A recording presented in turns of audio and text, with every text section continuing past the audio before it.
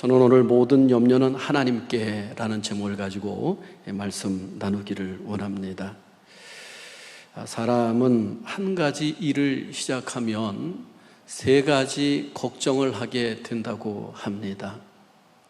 첫 번째로는 일을 하기 전에 이 일이 잘 될까라고 걱정하며 근심을 하게 된다는 것이죠. 두 번째는 막상 일을 시작하고 나면서 그 일을 통하여 고생하고 역경과 어려움을 통해서 또 걱정하게 된다는 겁니다. 그리고 세 번째로는 그 일을 다 맞춰놓고 나서 그 결과를 기다리면서 정말로 또 근심하고 걱정하는 것이 우리 사람들이라고 합니다. 그렇습니다. 어떻게 보면 일을 해도 걱정, 안 해도 걱정, 그리고 우리가 노력을 해도 걱정, 안 해도 걱정, 참 여러 가지 걱정과 근심이 우리 앞에 있습니다. 그래서 우리 사람들에게 가장 살면서 괴롭히는 것이 있다고 한다면 바로 걱정과 근심이라고 하는 것이라는 것이죠. 그런데 이 염려와 걱정, 근심은 결코 우리에게 좋은 결과를 가져올 수 없다는 사실을 우리 일반 심리학자들도 이야기를 해주고 있습니다. 여러분, 근심을 많이 하고 걱정을 많이 하면 마음이 괴롭습니다.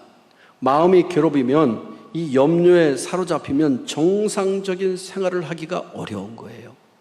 더더군다나 이 근심과 걱정을 하면 누가 딱 이 생각과 마음을 채가냐 하면 사탄이 딱 다리를 들고 들어와서 내 마음 가운데 자리를 잡고 있는 거예요. 그래서 이 사탄은 초대하지 않았는데도 우리 사람 마음 가운데 들여오려고 할 때가 많은 거예요. 항상 호시탐탐 노리는 거예요. 그것이 가장 통로가 되는 것이 뭐냐? 걱정과 근심과 염려라고 하는 통로, 그 다음에 욕심이라고 하는 통로, 더 나아가서는 사람을 미워하고 멸시하는 그런 미워하는 마음 가운데 이 사탄이 틈을 탄다는 거예요. 그래서 이 마음이 괴로운 것은 결국 그 영혼이 병들 수 있다는 것이죠. 또한 이 염려와 근심을 하게 되면 어떤 문제가 생기냐면 질병의 원인이 된다라고 하는 사실인 거예요. 그래서 여러분 보세요. 면역 기능이 월등히 떨어집니다. 또 특별히 이 건강학자들은 이야기하기를 이 염려와 근심이 되면 약 70% 정도의 면역력이 떨어진다는 거예요. 그래서 이때가 되면 사람들이 갖가지 질병이 온다는 거예요. 어떤 사람이 암병이 왔다. 그런데 그것도 가만히 생각해 보면 어느 순간인가 큰 고통 가운데 빠져 있다가 염려와 근심으로 가득 차 있다가 그것이 오는 경우들도 있다는 거예요.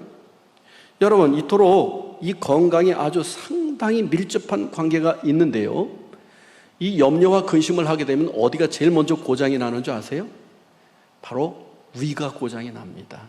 그래서 소화가 안 되고 그리고 체기를 잘하고 설사를 하고, 그래서 위가 쓰리고 위가 고통스러운 거예요. 심지어 위 무기력증에도 걸린다는 거예요. 또 하나는 심장에 고장이 생긴다는 거예요. 이 심장이 막 두근두근 불규칙하게 막 뛰면서 이 혈액들이 제대로 공급이 되지 않고 문제가 생기니까 이 심장에 문제가 생기는 거예요. 그 다음에 또 어디에 문제가 생기냐 하면 이 신경계통에 문제가 생겨서 두통이 오고 편두통이 오고 머리가 지끈지끈 아프고 그래서 온몸이 나른하고 삶의 의욕이 없어진다는 거예요. 또한 이 생활에 이러한 염려와 근심은 엄청나게 방해를 가져와서 제대로 사람이 삶을 살아가지 못한다는 거죠. 특별히 신앙생활 하는 데는 이 염려와 근심이 아주 크게 마이너스가 된다는 사실이에요. 신앙생활을 제대로 하지 못해요. 예배 드릴 때 감격이 없어요. 기도하는데도 응답이 안 되는 것 같아요. 말씀을 보아도 들어오지 않고 말씀을 들어도 들리지가 않아요. 바로 이 염려와 근심은 우리의 그렇게 영안이 닫혀지게 한다는 거죠. 예수님께서 씨 뿌리는 비유를 통해서 이미 그 사실을 잘 말씀해 주고 있습니다.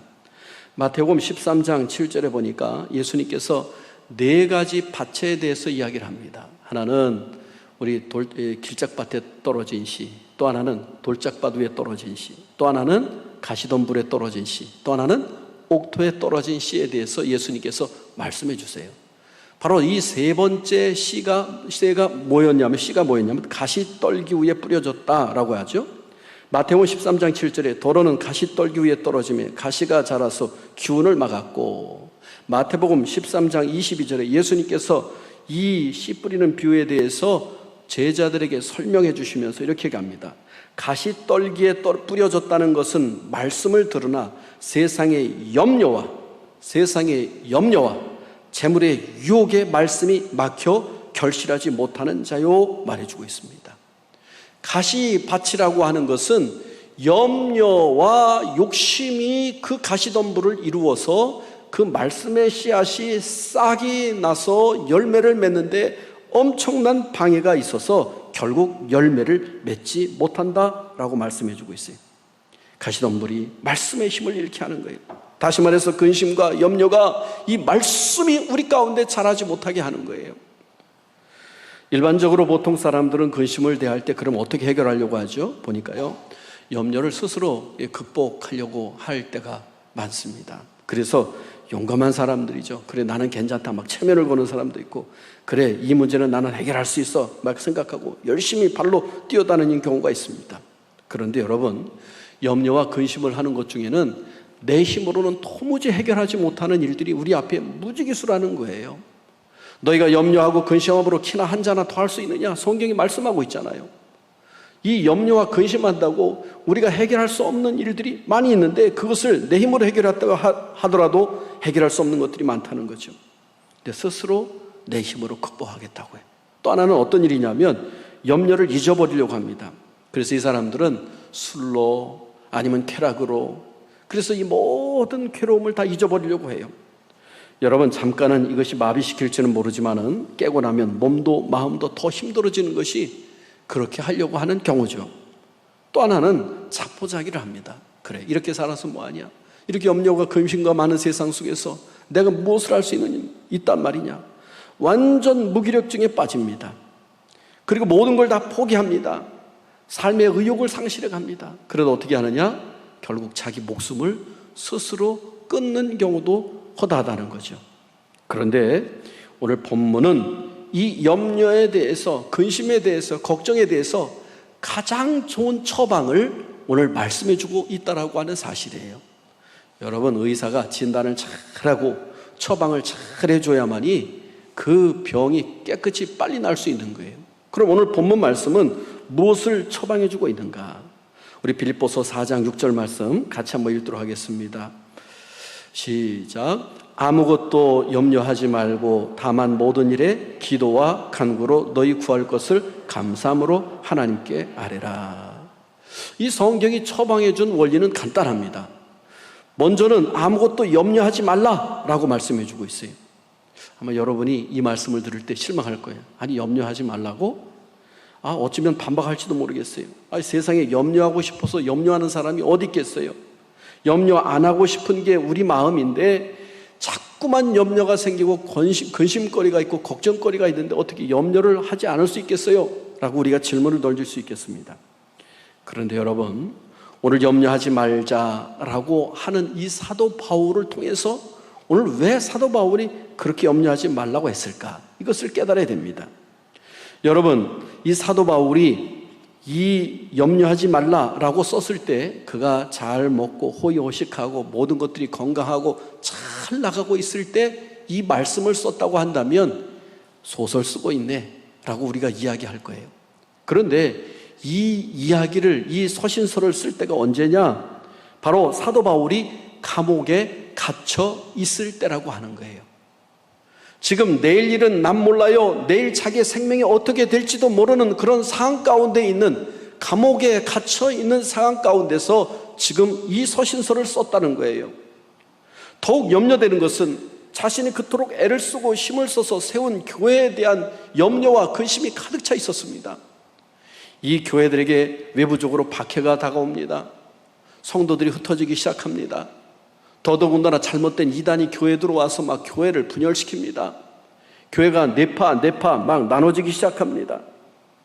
그러니 이 감옥에 갇혀있는 바울로서는 도무지 이 교회들을 돌볼 수가 없잖아요. 그러니 그 마음의 염려가 얼마나 컸겠어요.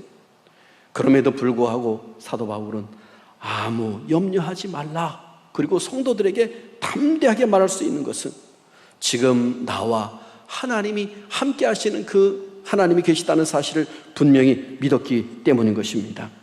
사랑하는 성도 여러분, 바울이 근심하지 않을 수 있으면 그 어떤 환경에서도 그 환경과 여건과 그 상황보다도 훨씬 더 크신 우리 주님께서 나와 함께 하심을 믿었기에 염려하지 않을 수 있었던 것입니다.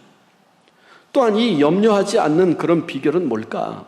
여러분, 그것은 오늘 본문에 보니까 오직 기도와 간구라고 말씀해 주고 있습니다.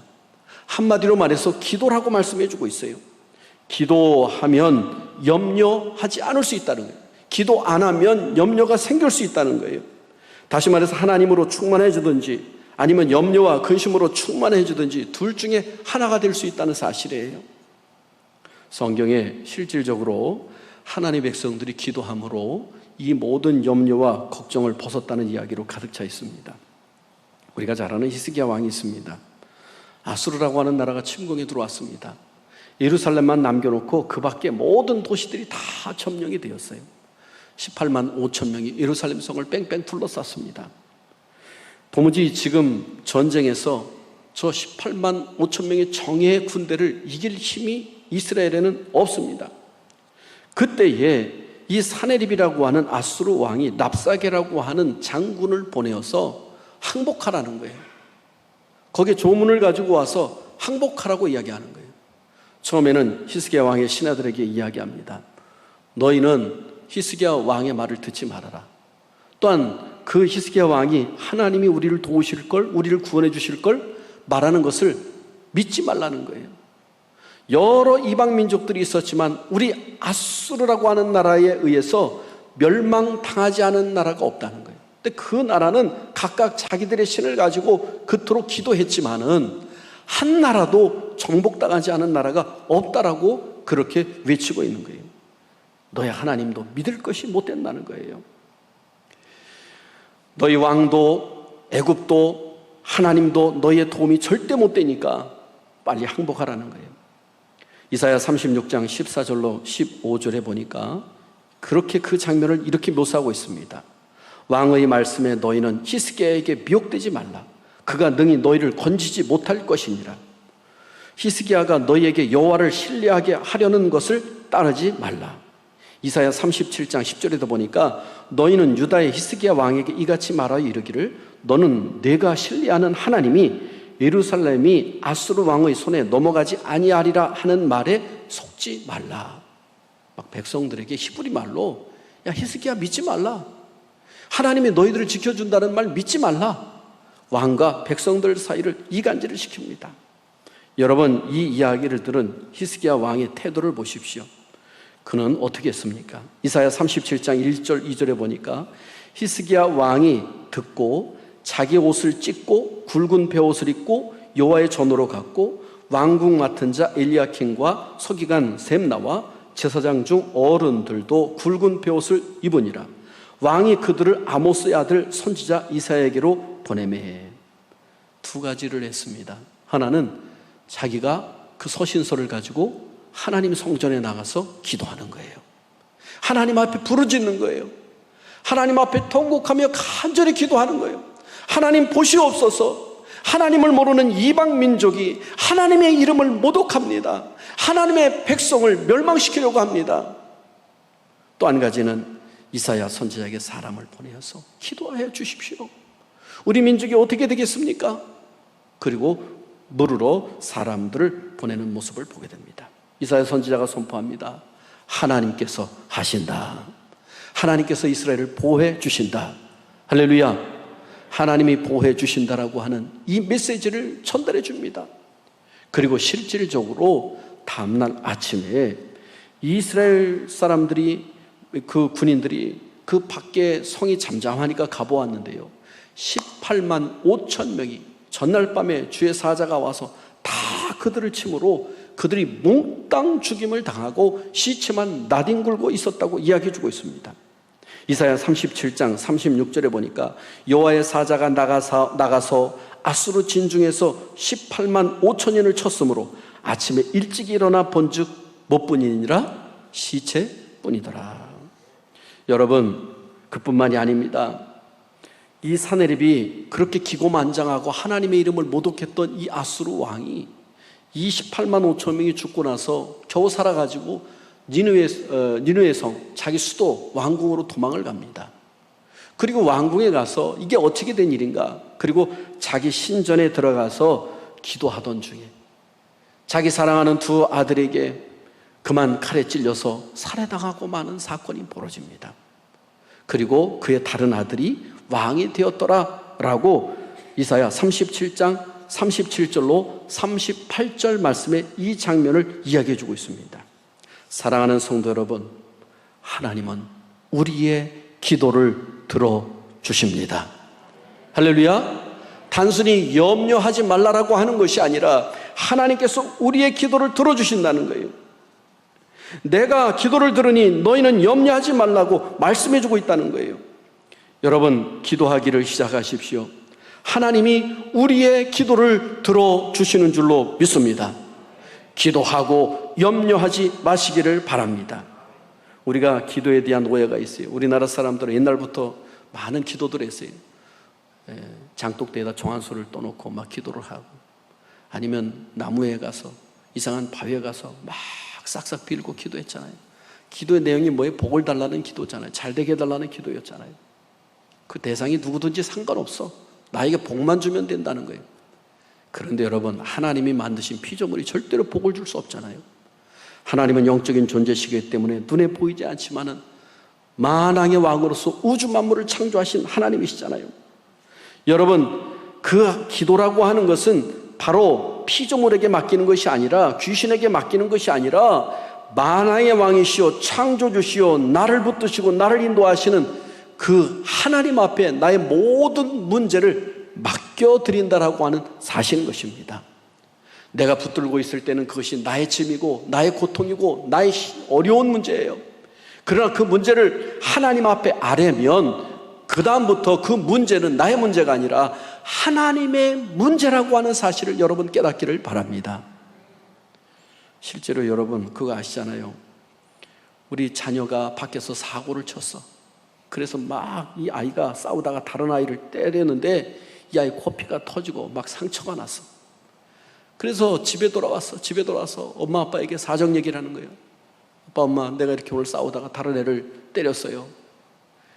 즉시 막 그냥 그 부모가 학교로 연락이 가고 학교에서 막 그 전화가 오고, 그래서 막 학교로 선생님실로 불려가고, 심지어는 막 경찰서로 가는 경우도 있잖아요. 그런데 여러분 보세요. 이 아이가 때리고 싸웠지만은, 문제를 일으켰지만은 그 문제를 부모에게 말하는 순간 그 문제는 누구의 문제가 되는 거예요? 부모의 문제가 되는 거예요. 그죠? 부모가 그 문제를 책임져주고 해결해줘야 되는 거예요. 여러분, 우리가 우리의 문제를 하나님 앞에 아뢰고 나아가면, 히스기야 왕처럼 하나님 앞에 나아가면 그 문제는 나의 문제가 아니라 하나님의 문제가 된다는 사실을 여러분 깨닫기를 바랍니다. 할렐루야. 바울은 수년 전 빌립보 감옥에서 이것을 체험했어요. 그가 귀신 들린 한 여자아이가 쫓아다니면서 이 사람은 하나님의 지극한 종입니다 외치고 다니면서 따라다녔잖아요. 그때 하도 괴로우니까 뒤돌아서면서 이 악한 귀신아, 그 아이에게서 떠나가라. 귀신이 떠나가면서 이 아이가 막 점을 치던 아이였는데 그 주인에게 돈을 엄청나게 벌어주던 아이였어요. 귀신이 쫓겨나가니까 점을 칠 수 없잖아요. 그 주인이 고소를 하는 거예요. 이 성을 소동케 하는 자다 고소를 하니까 무조건 잡아다가 막 때렸어요. 사도 바울은 로마 시민권이 있던 사람이에요. 그런데도 어떤 변론하지 아니하고 묵묵히 다 맞았어요. 나중에 감옥에 갇혔을 때에 밤중이 됩니다. 깊은 옥중에서 이 바울과 실라가 뭐를 했어요? 하나님 앞에 감사하며 찬양하기 시작합니다. 찬송을 하기 시작했어요.